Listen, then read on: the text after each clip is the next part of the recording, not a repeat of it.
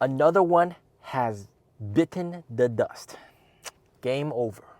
Another one has just died out. Extinction. This is undoubtedly good news for NIO. A competitor dying out, less options in the market, also really warns consumers about choosing the brands with low amount of sales, right? You really got to choose the brands with strong sales, the ones that are the leaders in the market. So this is undoubtedly going to push more customers towards NIO. Who is it? Well, it's none other than Neta. We got so many Weltmeister, Hi-Fi, recently GUE, now Neta, Neta. In 2022, their sales were absolutely skyrocketing. In 2023, sales started to slide. 2024 has been a disaster in sales for them, and they just can't hold out much longer. The CEO has resigned. Stores are now closed. The official website for Neta cannot be even accessed, all right? You can't even access that website. You enter the URL, the page is blank. It's gotten so bad. Consumers, car owners for Neta have reported that they've lost internet access for their cars. Holy crap. That's how terrible things have gotten, okay? The stores all closed.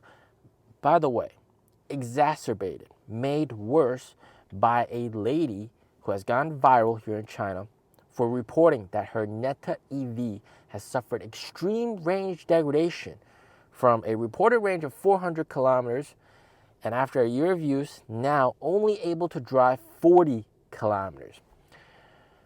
A round trip from her work and back takes 44 kilometers. And according to her, her battery isn't even enough to make that trip, a round trip.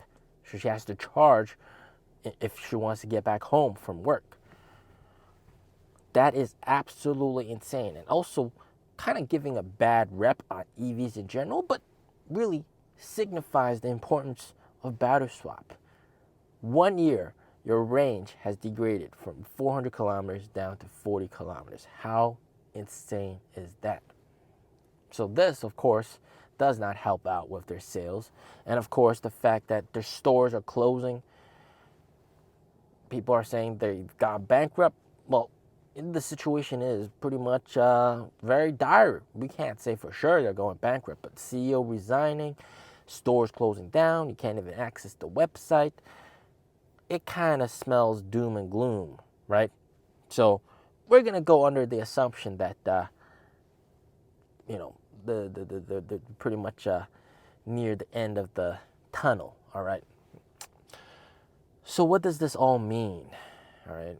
And with this, all the situation happening recently here in China, GUE going under, this going under. Of course, there's still hopes of survival that, hey, maybe like we can be revived by Zeekr or Geely and join Zeekr and that kind of stuff with GUE. But the situation is, right now, the situation has gotten so bad that their name has tarnished.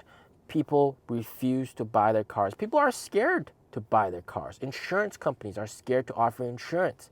Secondhand dealers are scared to take in that car. So you have a situation where it's already a done deal. Even if your company isn't game over, right? You're still surviving.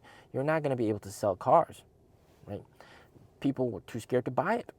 And customers won't even buy it because if they want to sell the car, they got to take like a massive haircut to sell their car secondhand. So, of course, this has also happened to Neta as well. And they're at a situation where things are very, very bleak. And this is ultimately a good thing. This is a good thing. It's a cleansing of the market. You know, back in like 2018, there used to be like 400 different EV brands, and now it's less than 50. And slowly, gradually, it's going to get less than 20. Right? These weak players need to be wiped out. Right? It's an inevitable thing, all right? Because their product isn't compelling. Why would you buy their product? right? Do you want to buy a car that after a year you can barely get to work and back? Hell no, right? Hell no. Of course not. So what this all means is, of course, consumers, they're not stupid. People looking to buy a car, they're not stupid. They're looking at the situation. They're looking at GU. They're looking at all these guys. And they're seeing that, why should I take the risk of buying one of these guys and potentially go under with them? Or even worse, pay for the car, and then during the process, when you're about to take the delivery, the company goes under, or the dealership goes under, and the car gets taken away. Your money, you pay the money, but the car is taken away. It's confiscated by the bank. Damn, that also happens here in China, guys. That's how crazy it is. All right. So, do you want to risk that happening to you? Hell no, right? So of course you ultimately go with the stronger companies, whether it be Tesla or NIO, and NIO is, becoming an even stronger brand. And understand that as these more companies die out, less choice, right? And what's NIO doing? NIO is offering more choices. So this price war is inevitably having a huge, huge consequence on the entire market, right? Only the strong survive, and that's very much exemplified in this situation. And going forward, the competitiveness is going to get even more intense. Okay, even though there's less consumers, they got less options for the consumers. They're going to pick their strong brands, but which one do they choose? They're going to choose Tesla, or they're going to choose NIO. So you got situations like this. You got to continuously innovate yourself to become the better product, to have more compelling features, and leave the other guys in the dust.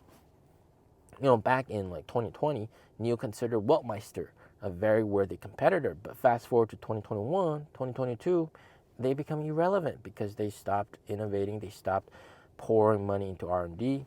NIO, of course, investing heavily in themselves to make their cars much, much better. So over time, you're going to see that there's really not much of a choice for consumers. You got to pick the strong guys. NIO is one of them. Okay?